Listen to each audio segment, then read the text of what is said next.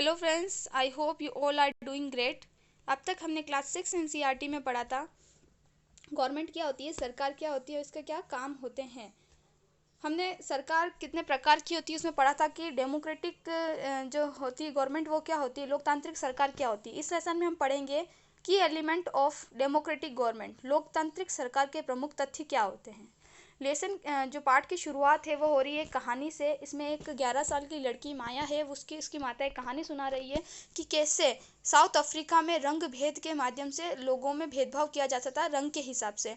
South Africa में मुख्यतः दो रंग के लोग थे, गोरे और काले, श्वेत और काले जो लोग थे वो।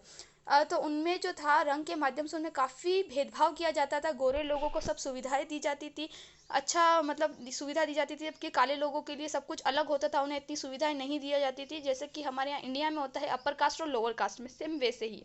तो इसमें कहानी में बताया है कि हेक्टर पीटरसन नाम का एक लड़का है 9 साल का, जो कि काले समुदाय से बिलोंग करता है। हेक्टर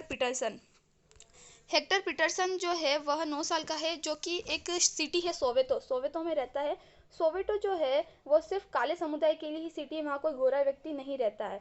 तो वहाँ उनके स्कूल में उन्हें अफ्रीकन लैंग्वेज पढ़ाने के लिए बाध्य किया जाता है, जबकि उनकी जो मदर टंग है वो जुलू है, मातृभाषा जुलू है। तो वो चाहते हैं कि वो जुलू पढ़े, ना कि अफ्रीकन पढ़े। तो इसी बात को लेकर वहाँ पर एक डिस्प्यूट, विवाद उत्पन्न हो जाता है और वहाँ पर पुलिस आ जाती है और कई दंगे होते हैं, गोलीबारी होती है, हिंसा होती है, जिसके अंदर एक गोली हेक्टर को भी लगती है और उसकी मौत हो जाती है 16 जून 1976 को। तो यही इस कहानी में बताया गया है कि कैसे अफ्रीका में रंग के माध्यम से लोगों को में भेदभाव किया जाता था और इतना उनको डिस्क्रिमिनेशन झेलना पड़ता था। इसके बाद अफ्रीकन नेशनल कांग्रेस बनी। वहाँ के लोगों ने अपार्थाइड सिस्टम को, मतलब रंग भेद को खत्म करने के लिए कई नीतियां बनाई, कई आंदोलन किए। उनमें से प्रमुख लीडर थे नेल्सन मंडेला के बारे में हम आगे भी पढ़ेंगे। वो वहाँ के प्रमुख लीडर थे, वो जो वह चाहते थे कि लोगों में, वहाँ के लोगों को रंग के माध्यम से उनका भेदभाव नहीं किया जाए। उनके लिए उन्होंने अपने जीवन के कई साल जेल में भी बिताए थे। फाइनली 1994 में साउथ अफ्रीका को एक डेमोक्रेटिक कंट्री बनी, जहां पर लोगों को कलर के माध्यम से इक्वली माना जाता था और उनमें डिस्क्रिमिनेशन या भेदभाव नहीं होता था। तो यही स्टोरी में समझाने की कोशिश की है। अब हम आगे बढ़ते हैं।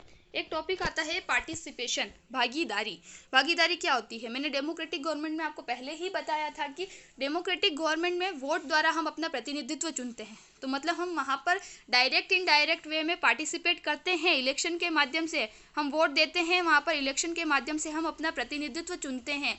वह प्रतिनिधित्व हमारे लिए जो भी डिसीजन लेगा वो हमारे लिए लेगा। हमने डेमोक्रेटिक गवर्नमेंट में वोट दिया, वोट के माध्यम से हमने पार्टिसिपेट किया, हमारा प्रतिनिधित्व चुना। हमारा प्रतिनिधित्व जो भी डिसीजन लेगा वह हमारे हित में लेगा।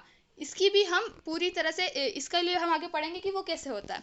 तो मतलब जो डेमोक्रेटिक गवर्नमेंट में हमारा जो रिप्रेजेंटेटिव हुआ, हमारा जो प्रतिनिधित्व हुआ, वो डिसीजन लेगा हमारे हित के लिए। लेकिन अगर ऐसा हो, इसके लिए हम क्या प्रावधान करते हैं, इसके लिए भी किया गया है गवर्नमेंट ने कि अगर एक बार जो सरकार पावर में आ जाती है, मतलब कि एक बार हमने इलेक्शन हुए, एक बार किसी की पार्टी की सरकार जीत गई, वह पावर में कुछ साल के लिए ही आती है। इंडिया में ये 5 साल के लिए होता है, कुछ साल के लिए ही पावर में आती है।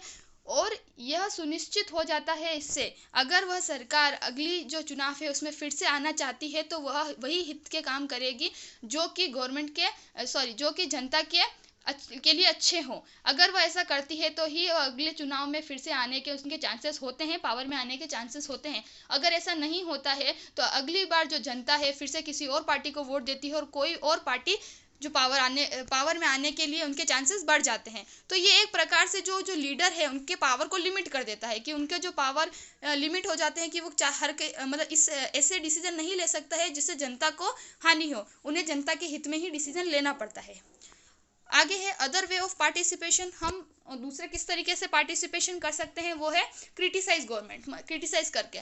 मतलब अगर हमें एक बार लगता है कि कोई गवर्नमेंट पावर में आ गई है और वो हमारे हित के लिए काम नहीं कर रही है, मतलब उसमें जो पॉलिसीज बनाई गई है वो हमारे हित में नहीं है, हमारे अधिकारों का उनसे हनन हो रहा है, तो हम उनको क्रिटिसाइज कर सकते हैं। गवर्नमेंट के खिलाफ हम आवाज़ उठा सकते हैं, हम उसका उल्लंघन कर सकते हैं। किस माध्यम से?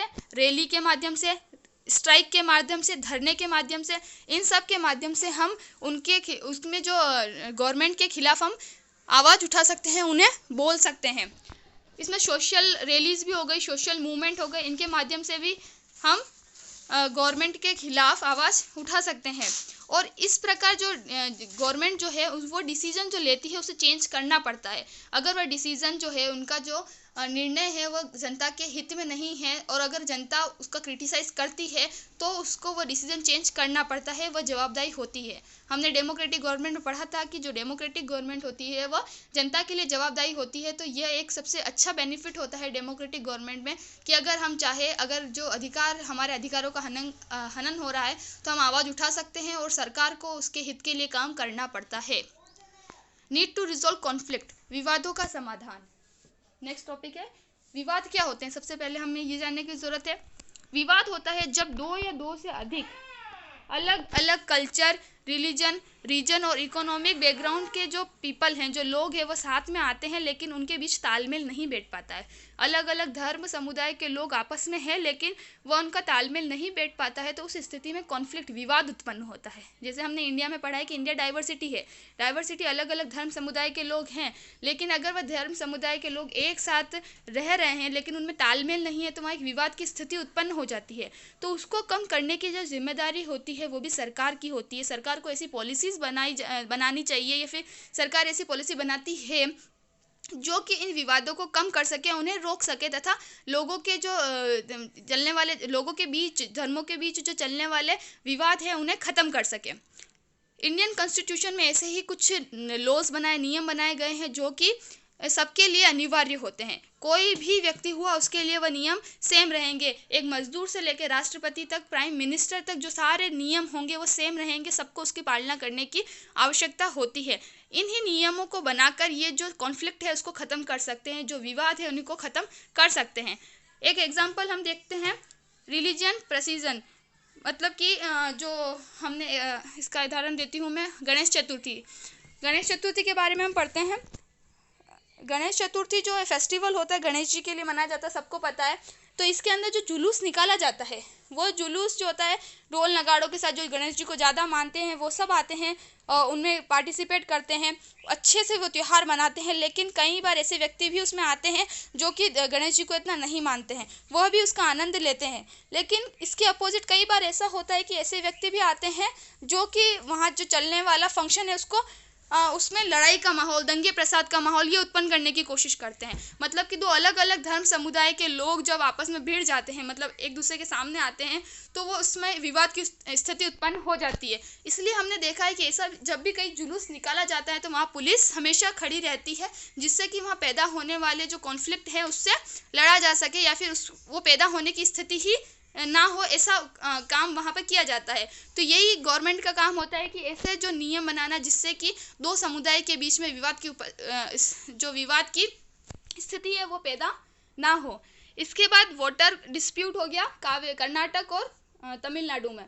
कर्नाटक और तमिलनाडु में जो नदी एक है कावेरी नदी, उसके अंदर जो वाटर डिस्प्यूट है, वाटर का जो पानी वितरण है उसके लिए जो डिस्प्यूट उत्पन्न होता है दोनों स्टेट के बीच में, उसके लिए भी यहाँ पर बताया गया है, बुक में एग्जांपल दिया गया है कि कैसे दोनों राज्य के बीच में एक विवाद की स्थिति उत्पन्न हो जाती है पानी को लेकर, कि वहाँ के दोनों राज्यों के लोगों में समान पानी जो है वो डिस्ट्रीब्यूट हो। तो इसके लिए फिर लास्ट में जो राष्ट्रीय सरकार है, सेंट्रल गवर्नमेंट है, हमने जो पढ़ा था, उसको आना पड़ता है आगे और उसको देखना पड़ता है कि कैसे वहाँ के दोनों राज्यों के लोगों को जो है बराबर पानी मिल सके।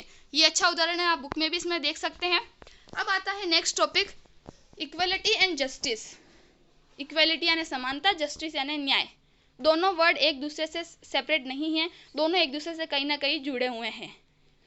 सबसे जो डेमोक्रेटिक गवर्नमेंट है इस बात के लिए कमिटेड रहती है कि वह यहाँ के लोगों को इक्वलिटी और जस्टिस दिला सके। इसके लिए कई पॉलिसीज़ बनाती है, कई नियम बनाती है जिसको सबको पालन करना ज़रूरी होता है, जिससे कि वहाँ के लोगों में इक्वलिटी और जस्टिस मिल सके। ये इक्वलिटी जस्टिस तभी आएंगे जब एक दूसरे के साथ में रखा जाएगा। जस्टिस तभी मिल सकेगा जब दो लोगों को इक्वल हम ट्रीट करेंगे। जैसे कि एक स्कूल में दो लड़कों ने मस्ती की है, कोई खिड़की तोड़ी है, इसमें से एक जो था वो मजदूर का बच्चा था, एक बिजनेसमैन का बच्चा था। तो प्रिंसिपल ने जो मजदूर का बच्चा था उसको तो सज़ा दी, लेकिन जो बिजनेसमैन का बच्चा था उसको उसने सज़ा नहीं दी, उन्हें छोड़ दिया। तो यहाँ पर क्या इक्वली ट्रीट किया दोनों को, या फिर दोनों को न्याय मिला? यहाँ दोनों को न्याय नहीं मिला क्योंकि यहाँ पर अनइक्वल ट्रीट किया था, असमानता थी। अगर यहाँ दोनों को इक्वली ट्रीट किया जाता तो दोनों को सज़ा मिलनी चाहिए थी, जबकि यहाँ ऐसा नहीं हुआ। तो हम जस्टिस, न्याय तभी ले सकते हैं जब वहाँ पर इक्वलिटी हो, इक्वल ट्रीट किया जाए। तो सरकार को कुछ ऐसे नियम बनाने चाहिए जिससे कि दो लोग हैं उनके बीच में न्याय मिल सके, दोनों को इक्वली ट्रीट किया जा सके। जिसका एक एग्जांपल अच्छा है फीमेल फोर्टिसाइड, मतलब कि कन्या भ्रूण हत्या। हमने जैसे अभी तो इंडिया में बंद हो गया है, लेकिन इससे पहले क्या होता था कि गर्भ में ही देख लिया जाता था कि लड़का है या लड़की है। फिर अगर लड़की होती थी तो उसे मरवा दिया जाता था, और लड़का होता था तो जन्म देने दिया जाता था। तो ये होता था कि कैसे लड़का लड़की में भेदभाव किया जाता था। लड़के की इतनी चाह रखना कि लड़की को बिल्कुल ही पैदा ही ना होने देना काफ़ी गलत था। बहुत ही इनइक्वलिटियाँ पैदा होती थी, असमानता थी, जिससे कोई न्याय नहीं मिल पाता था। इसके बाद है एजुकेटिंग गर्ल्स, मतलब लड़का लड़की में भेदभाव पढ़ाई के नाम पर भी। अगर एक घर में भाई बहन हैं तो लड़की को ना पढ़ा के लड़के पे पैसे खर्च किए जाते थे, क्योंकि उनका सोचना ये होता था माँ बाप का कि लड़की पढ़ के क्या करेगी, लड़का है पढ़ेगा, नाम रोशन करेगा, कमा के लाएगा, यही सोच होती है हर माँ बाप की। तो यहाँ पर भी लड़का लड़की में भेदभाव करना पढ़ाई के नाम पर, दोनों को इक्वली ट्रीट नहीं करना, ये न्याय नहीं है, इनजस्टिस है ये। प्रैक्टिस ऑफ अनटचेबिलिटी, मतलब कि अपर कास्ट और लोअर कास्ट में छुआछूत, दोनों कास्ट के धर्म के नाम पर छुआछूत करना, लोअर कास्ट के लोगों को बहुत नीचे से देखना, उन्हें कोई इज्जत नहीं करना, रेस्पेक्ट नहीं करना, उनके लिए सब कुछ अलग रखना, जैसे कि उनके पानी के कुएं, मंदिर में प्रवेश ना होने देना, ये सब भी हमें देखने को मिलता है अनटचेबिलिटी में। तो ये काफ़ी हद तक बहुत गलत है, और अब तो काफ़ी सही हुआ है। डेमोक्रेटिक गवर्नमेंट हर बार ऐसे कुछ नियम बनाती है जिससे कि इनको कम किया जा सके, ये लोगों को झेलना नहीं पड़े। तो इस लेसन में हमने यही पढ़ा कि डेमोक्रेटिक गवर्नमेंट किस किस तरह से ये सब जो विवाद है इनको ख़त्म करती है, क्या क्या कैसे कैसे नियम बनाती है, और कैसे डेमोक्रेटिक गवर्नमेंट खुद जवाबदेही होती है इन सब के लिए। आज के लेसन में इतना ही। Thank you.